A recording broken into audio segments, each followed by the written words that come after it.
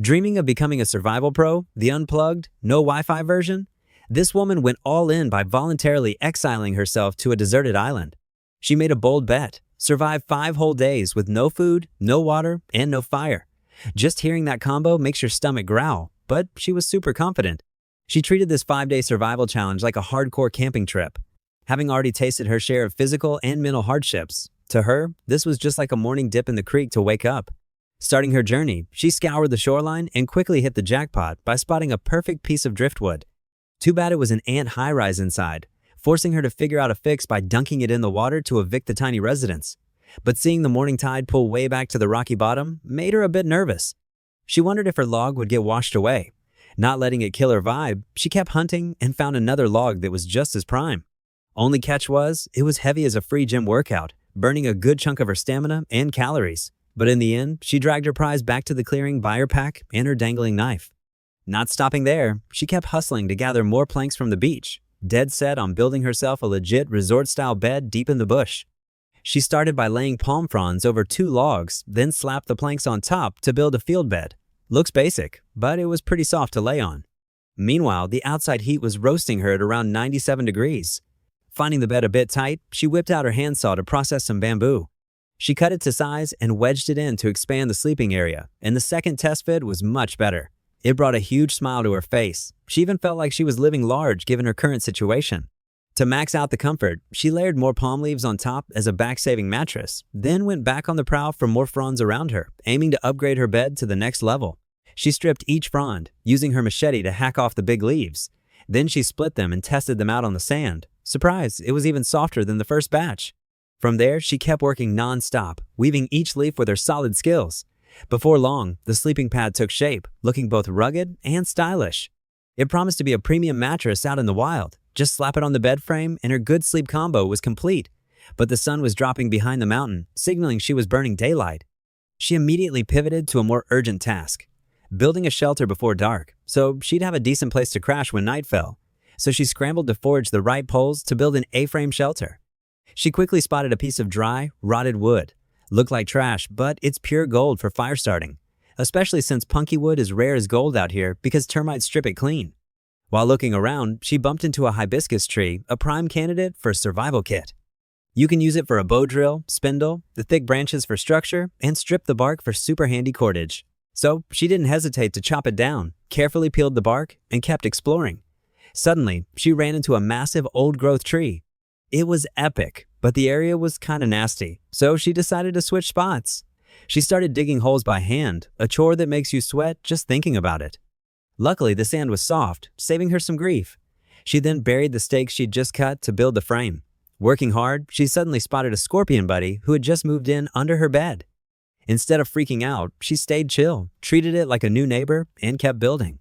Sinking posts, setting the crossbeam, using bark cordage to tie every joint, rock solid. She layered branches to form the ribs, and when she ran out of materials, she went back to making cordage by patiently peeling strips of bark one by one. Next, she began covering the roof with palm leaves, carefully tying down each layer. In a flash, one side of her shelter was windproof, looking like a proper base camp. Meanwhile, the sea breeze kept howling non-stop, making the shelter building even more critical. With one windbreak done, she took a sec to climb onto her DIY bed, testing it out with a smug look. By now, the sun was only about 45 minutes from setting, but she had managed to finish half the build and had a soft place to sleep, taking a huge load off her mind. She figured she'd hunker down right here for the night. Busting her tail made her throat bone dry, so she decided to go harvest a coconut to celebrate. Before heading out, she double-checked her gear and pulled out 2 luxury items, a large towel and a bug net. This must-have combo helps you sleep soundly in the harsh wilderness. After a quick gear intro, she officially kicked off her coconut hunt like a total pro. Even though she wasn't exactly a lightweight, she confidently tried to scale a towering coconut tree. Reality crushed that climbing dream instantly because it was way too dangerous and impossible. So she pivoted to a smarter tactic, finding a long bamboo pole to use as a reacher, turning into a ranged coconut harvesting pro. Using the bamboo, she jabbed at the coconut like she was playing a claw machine, survival edition. There was only one massive nut on the tree, looking like a gift from the universe. She kept poking it relentlessly until the coconut finally gave up and dropped to the ground. After wrestling with the coconut tree, she happily hugged her prize like she hit the jackpot, then whipped out her blade and hacked away without resting. Finally, she cracked open the huge, juicy nut. The cold coconut water poured out, and she chugged it, feeling pure satisfaction wash from her throat down to her soul. Foraged food just hits different.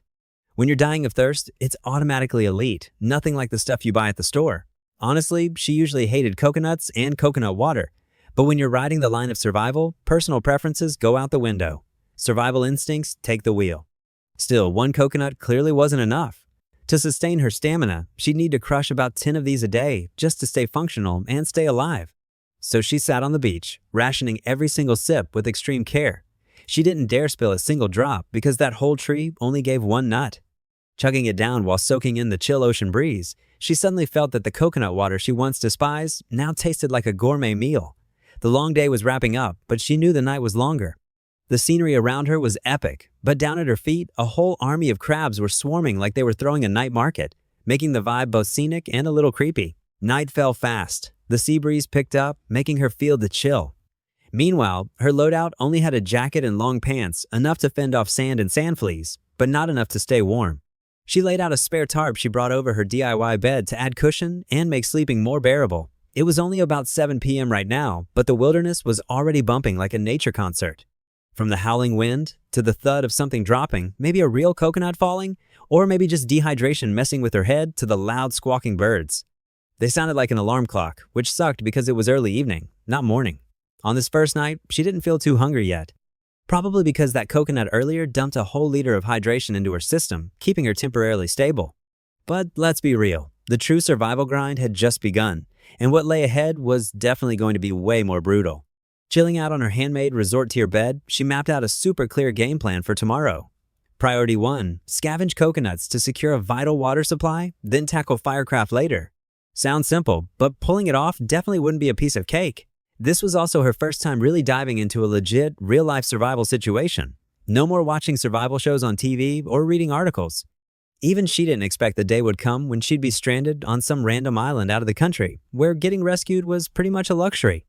That meant in the coming days, she had to rely 100% on herself, surviving at all costs with zero ready-made food or water. Meanwhile, her current shelter was still bare bones, and her stamina was draining by the hour. The road ahead definitely wasn't paved with roses. But mentally, she believed she'd gradually adapt because even though everything around her was foreign and scary, she was dead set on pushing through. Talk is cheap though. By midnight, reality slapped her awake as she tossed and turned, unable to sleep. After barely catching an hour of shut-eye, the wind started howling like a rock concert in the middle of the ocean night. The roaring sound sent chills down her spine literally and figuratively, and right then and there, she promised herself she'd definitely upgrade her shelter tomorrow to block the wind better. After a brutal night, the sun finally came up, and she straight up admitted she was so cold last night she almost tapped out of this life. Even with her jacket on and using her tarp as a blanket, it was only enough to keep the bugs off. The night chill cut right to the bone. She even thought she'd rather cuddle with the bugs than freeze like this. Luckily, her windbreaker and rain jacket saved the day. Otherwise, she probably would have been out cold for good last night. Moving into the morning, she planned to go fishing to upgrade her meal plan, but quickly realized a simple, painful truth. If you have fish but no fire, you're just eating survival-style sashimi. So getting a fire going was still priority number 1. Looking around, she noticed coconuts growing everywhere, so water wasn't a huge worry for now. Down by the beach, birds were actively flying around, diving for fish like they were showing off their skills, proving there was plenty of food here if you knew how to harvest it. Before getting to work, she took a second to casually flex her full gear loadout, which included sunscreen, a sun hat, a first aid kit, bandages, a large towel, shorts, long pants, paracord, a knife, a handsaw, plus fishing line and hooks. Just hearing that, you know she didn't pack light. But wait, there's more. She also had a camera bag, recording gear, a drone, batteries, and GoPro accessories. A true survivalist content creator combo? She even brought a spear gun, fins, a snorkel, and goggles, turning her from a basic survival player into an all-in-one powerhouse. Ready to tackle nature in a way that was not only hardcore, but also super entertaining. After showing off her survival cachet and mobile studio, she wandered off and accidentally stumbled into a trash pile on the beach, where plastic bottles of all sizes were scattered like the aftermath of an ocean frat party. A tiny spark of hope flashed in her mind. Maybe, just maybe, there was some fresh water left to save her life. Because there were literally 0 humans on this island, so the trash just piled up forever. Nobody cleans it, nobody cares. And when your throat is burning with thirst, that garbage pile suddenly goes from gross to a potential treasure trove. She started scavenging bottle by bottle, hoping to find some usable water. But reality was brutal. A lot of the bottles looked like straight-up biohazards. The water inside was murky, probably swarming with bacteria like a block party, so she ruthlessly chucked them. After some pro-level dumpster diving, she found a large Coke bottle with a little water left, but it still looked sketchy, so she reluctantly tossed it. She openly admitted this was probably the most disgusting job she'd ever done in her life. Fortunately, she finally spotted a bottle with clearer water inside. As the birds circled overhead like they were cheering her on, chanting "Drink it, drink it," she found herself stuck in a serious dilemma. Drink it and risk getting violently ill immediately, or don't drink it and pass out from thirst. Because real survival is a one-life game. While weighing her options, she found a few more bottles that looked somewhat okay. She opened one, ready to chug, but tried to hold on to a shred of sanity to avoid drinking dirty water. Pushed to the brink by thirst, she risked it all and took a sip. Surprisingly, it tasted almost like regular filtered water, letting her breathe a huge sigh of relief. Even so, the feeling of drinking stale trash water definitely left some light mental scars. It felt like she was drinking someone else's backwash, which sounds absolutely awful, but for the sake of survival, she just closed her eyes and swallowed every gulp. Not stopping there, she kept testing other bottles.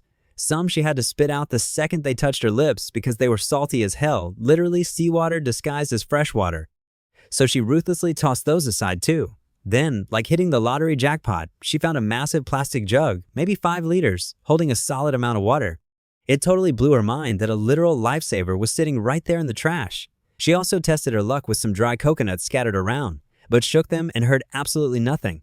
Not a single drop inside, so she sadly had to pass.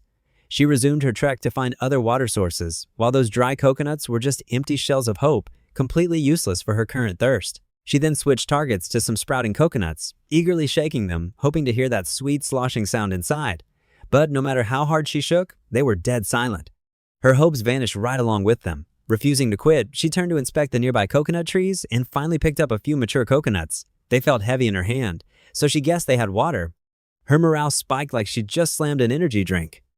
Even though it took her nearly half an hour, scouring the whole beach just to score a measly 3 coconuts, quality beat quantity, making them super precious loot. These were older, massive coconuts packed with energy. Each one could provide a solid amount of calories, so she quickly calculated her rations like a seasoned survival pro.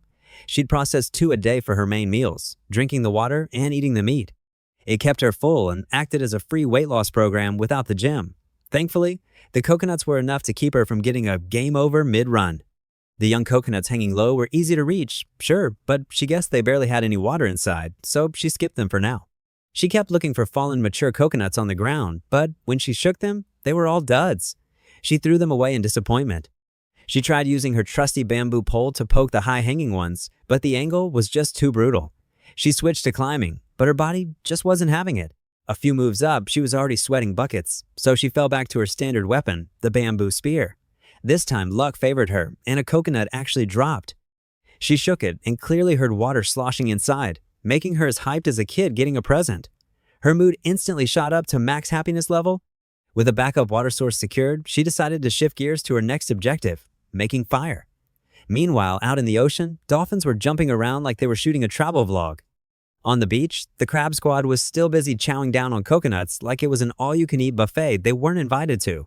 Using whatever she had on hand, she hacked a plastic bottle in half to make a container and hit the shoreline when the tide rolled out, hoping to forage some leftover seafood for a protein boost. And hard work pays off. She quickly snagged a few sea snails and dropped them into her DIY cup, adding a little seawater to keep them fresh. Then she kept prying limpets off the rocks with her knife. These guys are small but make incredible bait. They don't turn to mush easily like sea snails, so you can roast them up to eat or use them to lure fish. She foraged relentlessly. Occasionally she'd spot crabs, but they bolted the second they heard a sound, running away instantly, leaving her with just her growing collection of sea snails. When the tide started pushing in, she pulled back just in time and logged the low tide time, around 8:50 a.m. She planned to hit it earlier tomorrow to score a bigger haul. Heading back to camp, her thirst flared up again. She decided to head into the jungle to hunt for green coconuts because she remembered hearing a thud last night. Highly likely a coconut knocked loose by the heavy winds. Grabbing her trusty bamboo pole, she marched toward the heavily loaded coconut trees. They were packed with nuts but stupidly tall, making harvesting a massive pain. She knew full well that mature coconuts carry more oil and calories, which is clutch for energy. Green coconuts have fewer calories but are loaded with water, the ultimate thirst quenchers.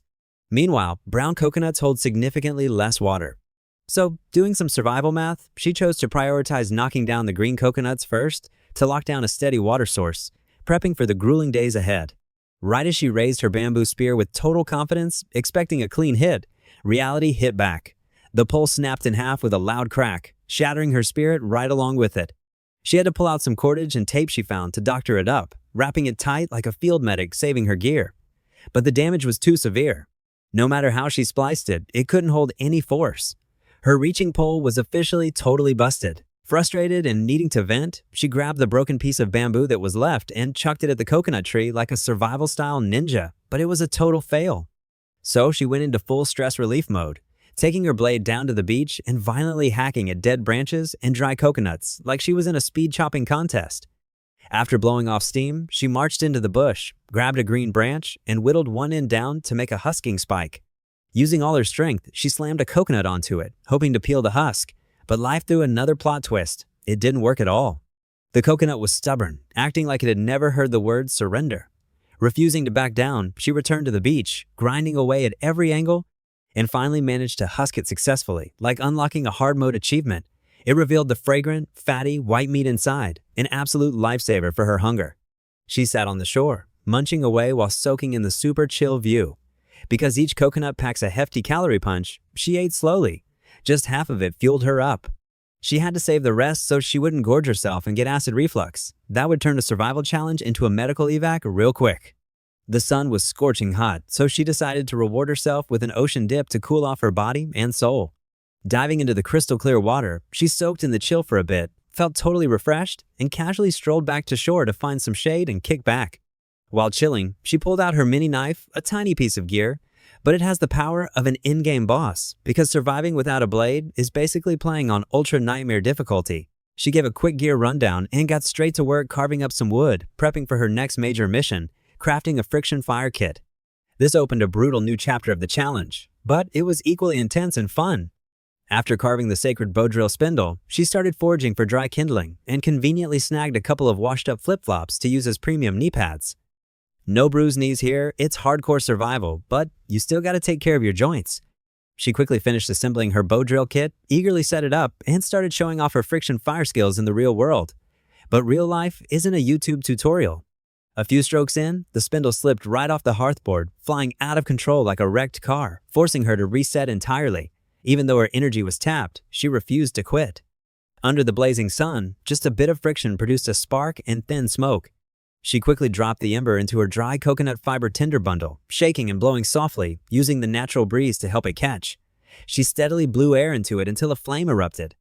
That moment felt like unlocking a rare achievement. She finally got a fire going. The rush of accomplishment had her visibly hyped. Learning the theory at home seemed like hacking a game, but doing it out here went smooth as butter. Having fire meant unlocking a whole world of food. She was confident she'd definitely be eating grilled fish tomorrow. Without pausing, she kept piling on the wood, turning a tiny flame into a roaring campfire. Pulling off something so complex with just basic gear made her incredibly proud. My survival level was skyrocketing. Sitting by the warm fire, she planned to roast the sea snails tonight she had just caught to treat herself to a seriously wild meal, but still kind of fancy. Meanwhile, she spotted a massive broken palm frond, probably snapped by last night's brutal winds. Not one to waste nature's gifts, she hacked off the green leaves to reinforce her shelter. She split the leaves and layered them on the wall to thicken it up, blocking the wind to stay warm. The wall looked a bit more pro now, but still needed upgrades if she wanted to sleep well tonight. Because blocking the wind is half the battle. As for rain, her simple fix was just crawling under the bed frame, a minimalist but surprisingly effective solution. Now that she had fire, everything was way more manageable. The blazing fire wasn't just for cooking, it was also a free central heater. Even so, she couldn't stop side-eyeing those coconuts high up in the tree with serious cravings, but had to put it on hold without the right tools. Back to dinner. She dumped the snails out of her plastic bottle. No fancy prep needed, just tossed them straight onto the hot coals, primitive cooking style. A minute later, they started sizzling, making her stomach rumble just hearing it. She fished them out with a stick and struggled to crack the shells. Finding that too hard, she switched to picking the meat out with a twig. Realizing they were undercooked, she tossed them back on the fire to be safe.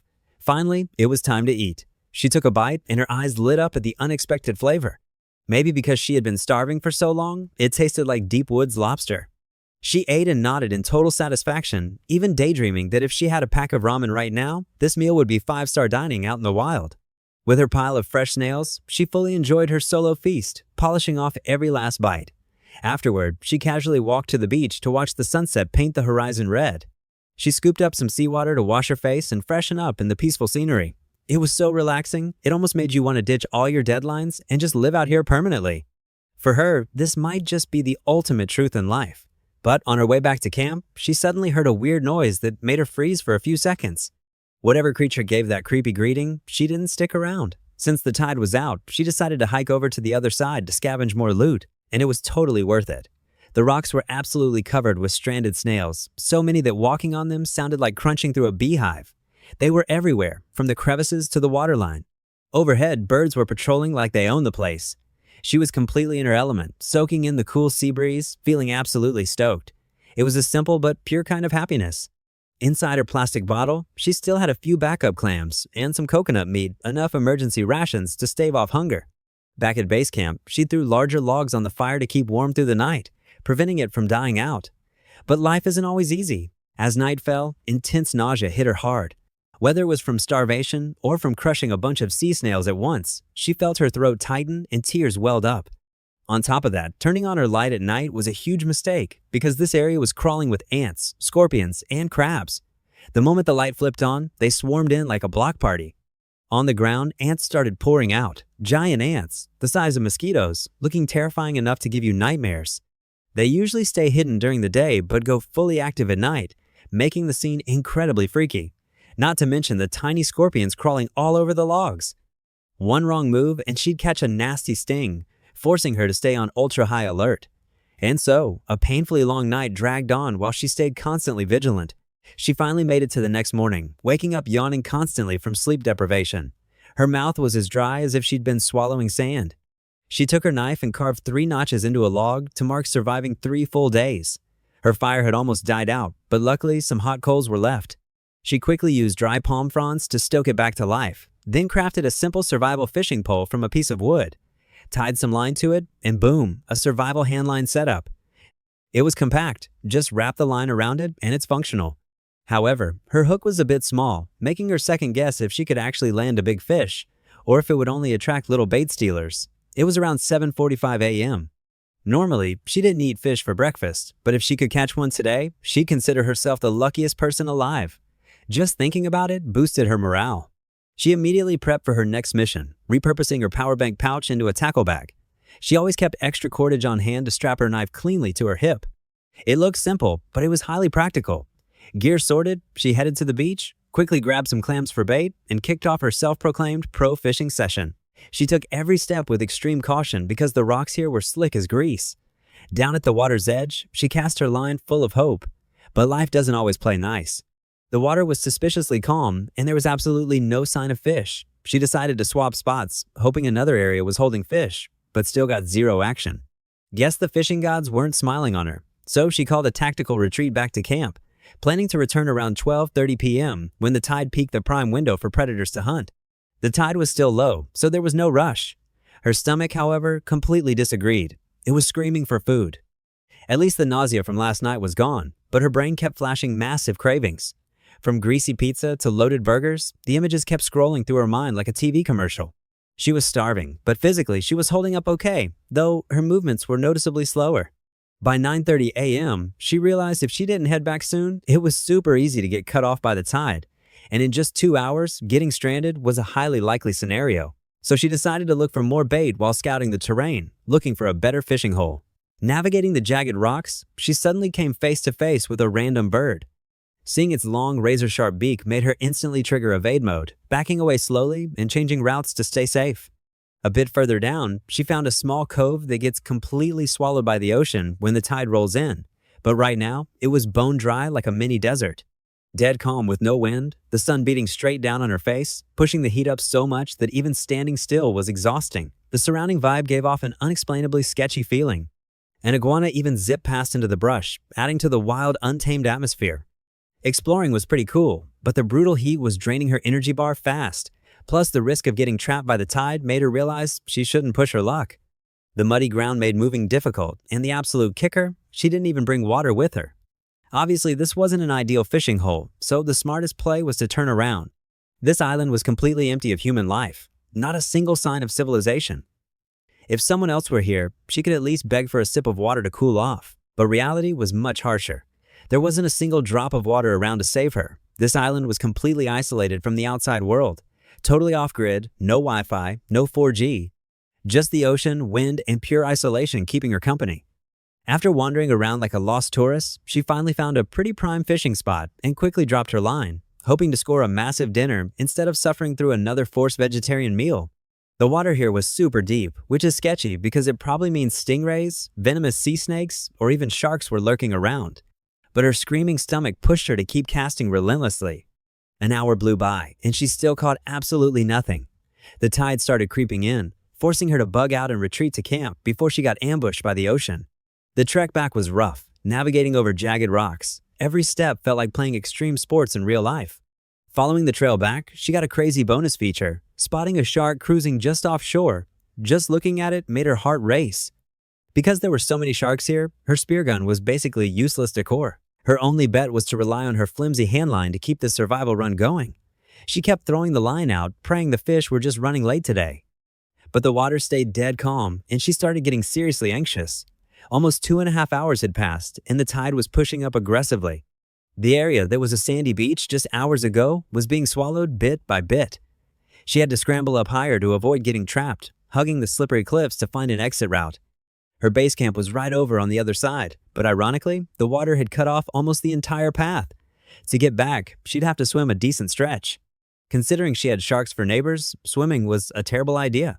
Thankfully, the shore still had some gaps to squeeze through. She hugged the bend and slowly made her way back to camp, finally home safe after an intense day of adventuring. Even though her haul was zero, her energy was tapped out completely. She was as wiped as if she'd run a full marathon. Lucky for her, she still had those 2 plastic bottles with some water left over. Right now, that water was worth its weight in gold. You could basically call it a liquid dinner. She popped the cap and chugged it. That refreshing feeling hit her system like a respawn. By 5:30 p.m., the lack of food was seriously dragging her down. She was out of options for today. She desperately wanted fish for dinner, but the brutal reality was that it wasn't happening. She coped by promising herself she'd get revenge tomorrow. As night fell, she threw on her jacket and curled up in the shelter. The winds were lighter, making the temps a bit more manageable, but the real stress came from the nasty scorpion squad outside. Just thinking about them visiting was worse than the cold, so she'd rather shiver than take a painful sting. Scorpions here are practically everywhere. Good thing her windbreaker kept her sealed up, otherwise she might have been checking out permanently. She drifted off, half asleep, half standing guard. The next morning, sticking to the routine, she carved another notch into her trusty bedpost. Another day survived down in the books. Today marked day 4 of surviving on this deserted rock. The second her eyes opened, she shifted straight into combat survival mode. She rolled out early to secure her fishing spot with absolute resolve to land a real meal tonight. She couldn't keep running on snails forever because after days of that tragic diet, her stomach was in full revolt. Not to mention, those rock snails were so stubborn they'd break your nails just trying to harvest them. The sun was brutal, tanking her stamina rapidly. She had to lay flat on a rock in the shade to rest and drop her core temp before she could even start her fishing op. She carefully pried off some rock-solid snails and threaded them onto her hook as bait, then hit the shore and cast her line. This time, luck finally came through. Just minutes later, the line twitched to bite. She yanked hard and pulled up a yellow-bellied, dark-scaled fish. It looked badass, but slightly terrifying. She held it up to the camera with a face glowing like she just hit the jackpot. After days of grinding, she finally scored her first real piece of loot. The fish wasn't huge, but in her situation, it was Michelin star material. She carefully carried it over the jagged, slippery rocks. One misstep and she'd pay with her legs, so every step was pure tension. Back at base camp, she slapped the fish on a plank. Looking closely, it had a sharp horn, thick yellow lips, a gaping mouth, and bug eyes. Hilarious and freakish. But she wasn't judging its looks. Food is food, and she had to eat it as soon as possible. She went down to the ocean to cool off, then came back and fired up the coals. Grabbed some dry kindling and leaves, wrapped the fish tight like a nature burrito, tied it with bark, and threw it right onto the coals to roast. Minutes later, an epic smell wafted up. She peeled back the leaves, laid the fish on a plank, and carved into the pristine white meat with her blade. One bite and she nearly cried tears of joy. After 4 days of grinding, she finally tasted real fish. To her, this was easily the greatest fish she had ever eaten. Not because of crazy seasoning, but because it was the reward of pure hustle. Every bite melted in her mouth. She sat there snacking in the cool ocean wind. The yield wasn't huge, but it was enough to beat back the hunger and fuel her for another day. After eating, she didn't crave a single other thing. Feeling full completely restored her morale. You could honestly say that tiny fish literally saved her life in that moment. Knowing tomorrow was the end of the challenge, she untied her fishing line and retired her DIY fishing rod by throwing it into the fire, a dramatic send-off ritual. The sun dropped, darkness swallowed the island, and she slept straight through till morning. Rolling into day 5, the final day, the challenge was complete. She broke down camp. Even though she barely slept last night due to scorpions swarming the perimeter, one even climbed her face for a check-in. Thank God for her bug net, or things would have gone sideways fast. After drowning the campfire, she realized these were her last moments on this rock and felt a bit nostalgic. She went to the shore to wait for extraction while getting swarmed by mosquitoes like an open buffet. Finally, the rescue boat showed up and pulled in to extract her, wrapping up a grueling but totally epic survival run. Back home, she reunited with her dog, who was wagging its tail like crazy, probably asking, "Where have you been so long?" And after everything she went through, she can confidently join the ranks of elite survival pros. That's the end of this story. If you found this interesting, don't forget to drop a like and hit subscribe to track more epic survival adventures coming up next.